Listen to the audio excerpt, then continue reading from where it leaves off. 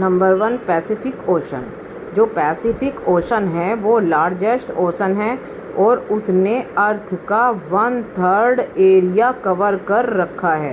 ये लार्जेस्ट है, अगर सभी कॉन्टिनेंट को एक साथ मिला दें उनसे भी ज़्यादा।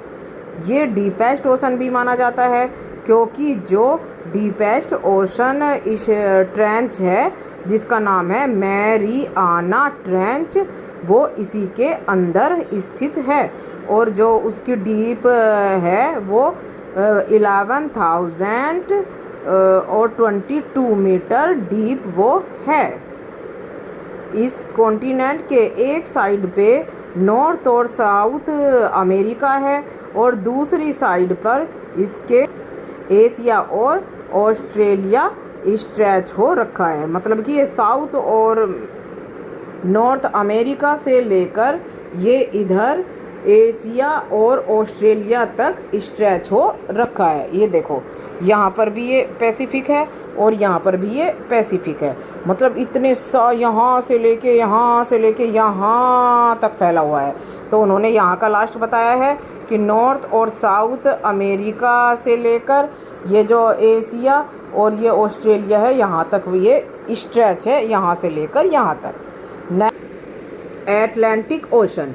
जो ये एटलांटिक ओशन है ये सेकंड लार्जेस्ट ओशन माना जाता है और ये नॉर्थ और साउथ अमेरिका से एक साइड में इसके हैं और दूसरी साइड में इसके यूरोप और अफ्रीका है। ये है एटलांटिक ओशन। ये हम देख सकते हैं, एक साइड तो इसके नॉर्थ अमेरिका और साउथ अमेरिका है और दूसरी साइड इसके यूरोप और अफ्रीका है। इसकी जो शेप है वो इरेगुलर है और इसकी इरेगुलर शेप की वजह से ही जो इसकी कोस्ट लाइन है वह पैसिफिक ओशन और इंडियन ओशन दोनों की कोस्ट लाइन को एक साथ भी मिला दे उससे भी बड़ी इसकी कोस्ट लाइन बैठ जाती है। और इसकी इसी इंडेंटेड कोस्ट लाइन की वजह से यहाँ पर बहुत सारे गुड हार्बर भी हैं इसके कोस्ट में। जो एटलांटिक है वे बिजनेस के तरफ से देखें वो भी बहुत ही ज़्यादा रहा है। यह कॉमर्शियल और ट्रेड के पॉइंट ऑफ व्यू से बहुत बिजनेस इस ओशन से होता है। और इसकी वजह ये है क्योंकि जो वर्ल्ड के बहुत ही ज़्यादा डेवलप्ड कंट्री हैं जैसे कि नॉर्थ अमेरिका वो कॉन्टिनेंट नॉर्थ अमेरिका और यूरोप, इन दोनों के बीच में यह स्थित है और यही इसे ट्रेड और कॉमर्स के लिए बहुत ही इम्पोर्टेंट बना देता है। नेक्स्ट है इंडियन ओशन। जो इंडियन ओशन है वह 3 साइड से लैंड मास से बाउंडेड है। एशिया इसके नॉर्थ में है, अफ्रीका इसके वेस्टर्न में है और इसके ऑस्ट्रेलिया इसके ईस्टर्न साइड में है। ये यहाँ पर देख सकते हैं हम, ये है इंडियन ओशन और ये एशिया इसके नॉर्थ में है और ये इधर वेस्ट में अफ्रीका है और इधर ईस्ट में इसके ऑस्ट्रेलिया है। ये अकेला ओशन है जो कि किसी कंट्री के नाम पर है, हमारी खुद की कंट्री इंडिया के नाम पर है। जो और इसका इंडिया के नाम पर इसका नाम पड़ना ये दर्शाता है कि एंशिएंट टाइम में ट्रेड के फील्ड में इंडिया का क्या स्थान रहा होगा। नेक्स्ट है Arctic ocean. Arctic ocean Arctic circle में स्थित है और आर्कटिक ओशन के अंदर नॉर्थ पोल लाई है।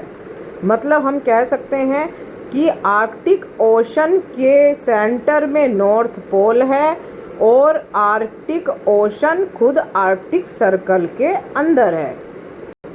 यह सबसे स्मॉलेस्ट ओशन है वर्ल्ड का। यह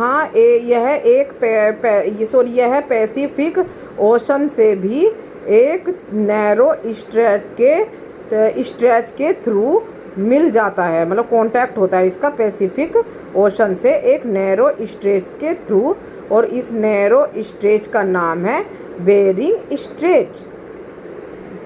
नॉर्थ अमेरिका और यूरोप की नॉर्थ कोस्ट लाइन इसका साउथर्न बॉर्डर बनाती है।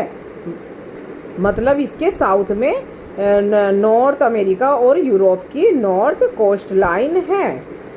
यह अपने साउथर्न साइड से अटलांटिक ओशन के कांटेक्ट में भी आता है। ड्यू टू लोकेशन, इसकी जो है पोलर सर्कल में लोकेशन होने की वजह से ये जो आर्कटिक ओशन है ये ईयर के ज़्यादातर समय में आइस से ही कवर रहता है।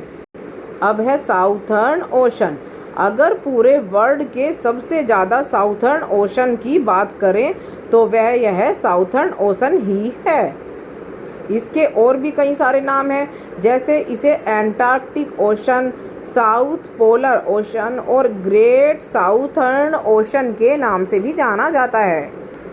विंटर के समय में ये जो ओशन है उसका हाफ हिस्सा आइसबर्ग और आइस से कवर्ड रहता है।